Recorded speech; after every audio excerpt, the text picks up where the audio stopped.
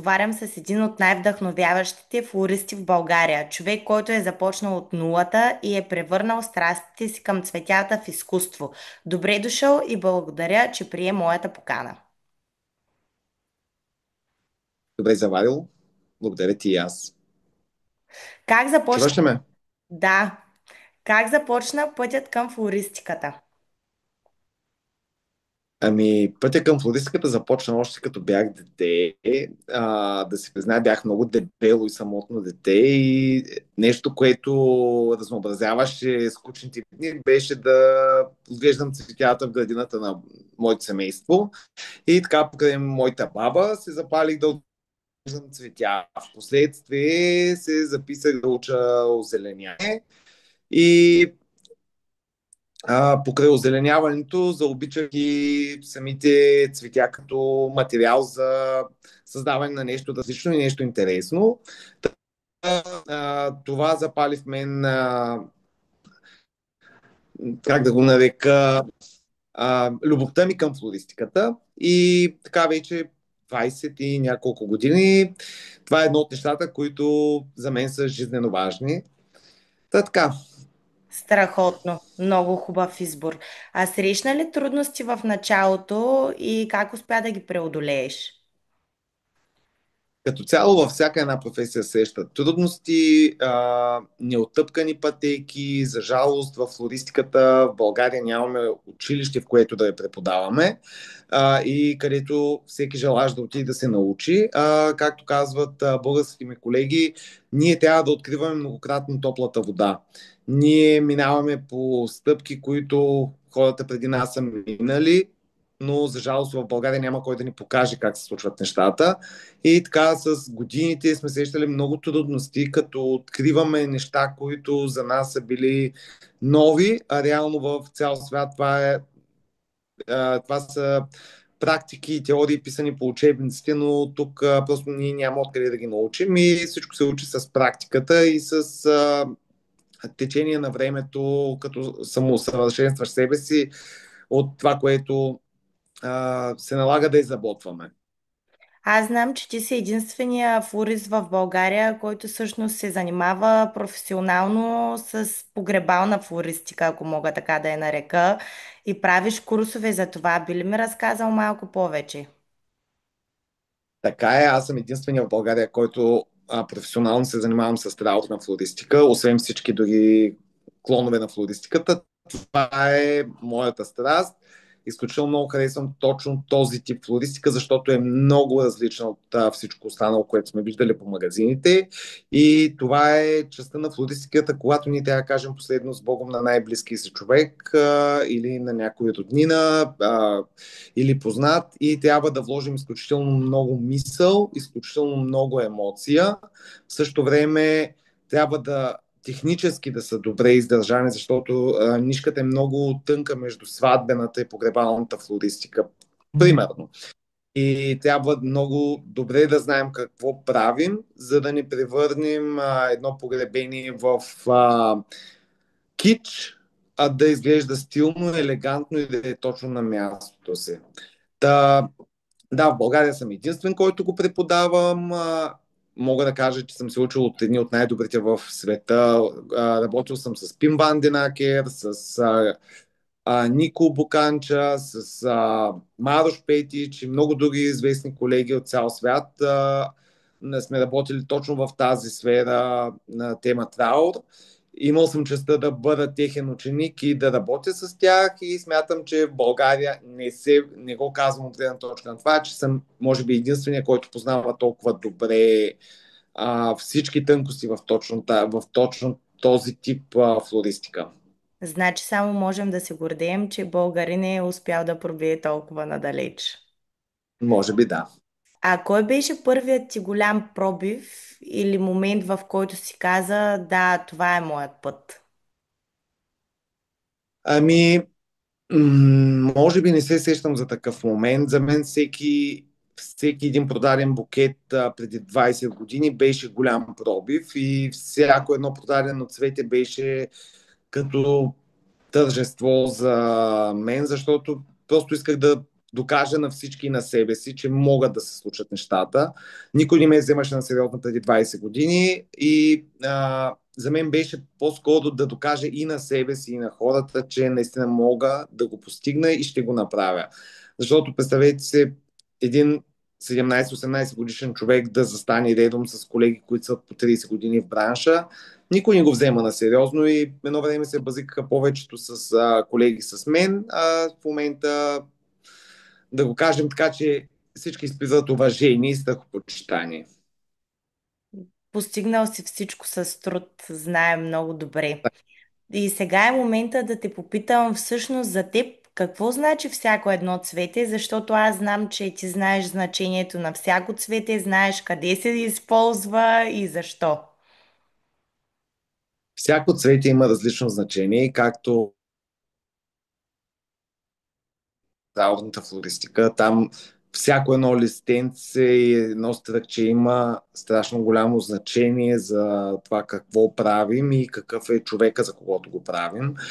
Да, всяко цвете има голямо значение, но точно тази част на флористиката отдавна се отми и просто се превърна в една халтура и един, да кажем, Инстаграм живот, който повечето млади хора искат да живеят. Ние виждаме в Инстаграм букет от 1000 рози и казваме, вау, и аз искам такъв. Реално един букет от лайка би изглеждал много по-стойностно за определен човек, отколкото 1000 рози, но все пак букет от лайка няма да е за Инстаграм и няма да получи много лайкове. Това е лошото на новото поколение, че ние не се владеем от това какво бихме харесали ние, а какво би се харесало на хората. Да, всяко цвете има значение, всяко цвете има точното място и точния човек. Преди година-две имах честа да правя абитуриентския бал на девойка, която харесваше примерно божури. И за нея божурите имаха значение и смятам, че подхождаха изключително много на личността и така и всяка една булка, която мини при нас, предварително се обсъжда всеки един детайл и знаем кои са нейните цветя и защо тези цветя са нейните. Какво е значението на цветята? Отдавна се е обезмислило, защото, да кажем, един карамфил, който в България всички купуваме за погребения, реално по учебник означава искрена и чиста любов. Но все пак не е инстаграмабъл и заради това никой не купува карамфил за любов. Всеки отива и купува рози, защото дори в Ергена подаряват рози, не подаряват карамфили. Затова казвам, че символиката на цветята отдавна се е отмила и на нейно място е застанала една символна мечтания живот в социалните мрежи. Но някой ден може би ще имам възможността да си напиша мемуарите, където ще опиша всички тези неща и какво означава всяко едно цвете и защо съм избрал точно тези цветя за дадения човек. Обещавам, че ще я прочета и ще съм първия, който е купил мемуарите на господин Даниел Тенджерков. Има ли събитие, сватба или каквото и да е друго изложба, която е останала вътре в теб и е много важен момент и те е изградила? Имал съм възможността да работя на хиляди сватби и да работя за много изложби, правил съм изключително много интересни проекти. А, всяка една сватба изгражда те по един или друг начин, както и всяка една инсталация, да наречем така, една модерна флорална творба, както в висшата мода, така и имаме и висша флористика, която пресъздава това какво можем да направим с цветя. Реално това са непродаваеми инсталации, композиции, които ние ги правим за лично удоволствие и да надхвърлим себе си. А, всяка една е била важна за мен. Никой няма да забравя първия път, в който стъпах на сцена и направих един чадър с орхидеи. Никой няма да забравя, имах една невероятна булка, която през цялото време твърдеше, че не желая нито един карамфил на сватбата си, а получи булчански букет от всевъзможни сортове карамфил и каза, че това е най-хубавият букет, който е получавала. Имал съм невероятни булки през годините. Виждал съм какво ли не от стени по 7-8 хиляди рози, до стъкчета лайка в шишенце от парфюм.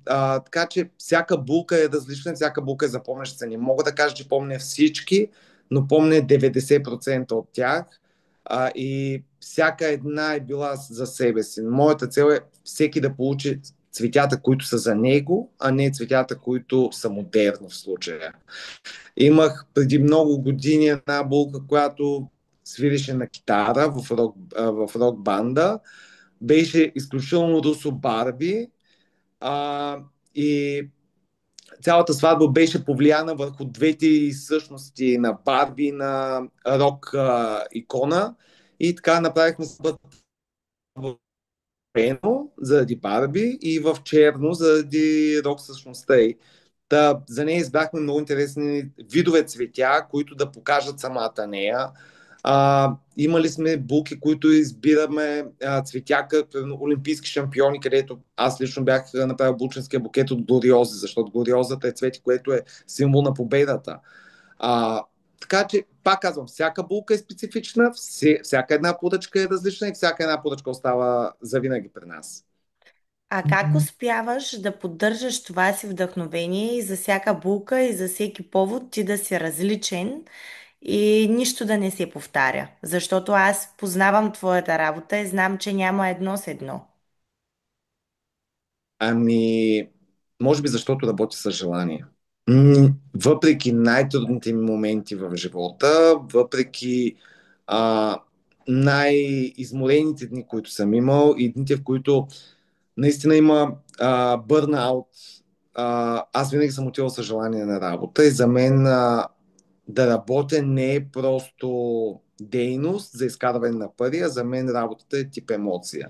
Аз отивам с желание и с усмивка, независимо какво имам да правя. Дали ще засаждам храсти, дали ще правя булченски букети, дали ще поливам цветята в магазина, за мен това е удоволствие. И затова може би смятам, че съм успешен в работата си, защото я работя с огромно желание и ние я възприемам като работа, а като мой личен избор за живот. А какво би казал на един млад 18-19 годишен човек, който тръгва от там, където си дошъл ти? Какво би го посъветвал? Да следва мечтите си и да не се отказва. И да не забравяме това, което казах преди малко. Не живейте живота за Инстаграм, а живейте живота, който вие искате да живеете. Бъдете себе си и не се откланяйте от пътя, по който искате да вървите, защото в социалните мрежи живота изглежда по един начин, но за всички тези луксозни снимки стоят много, много, много по-различни неща от това, което виждаме. Така че следвайте мечтите си, така когато изберете вашия път, ще знаете, че ще го вървите с желание, винаги ще имате хъз за развитие и ще постигнете най-много, а не да се повлияем от хорското мнение, от това мама и тати какво искат да правим, от това кое е модерно, от това коя професия ще носи повече доходи. Независимо какво работим. Няма срамна професия, дори един известен български инфлуенсър го каза, не е срамно да се чистач. Така че дори и това може да докара стандарта на живот до много високо ниво. Когато го работим с желание и с хъс, нещата се получават.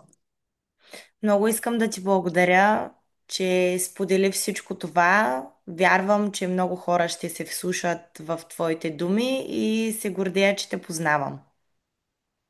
Благодаря и аз за доверието. Знаеш, че винаги можеш да разчиташ на мен за всичко, за каквото имаш нужда.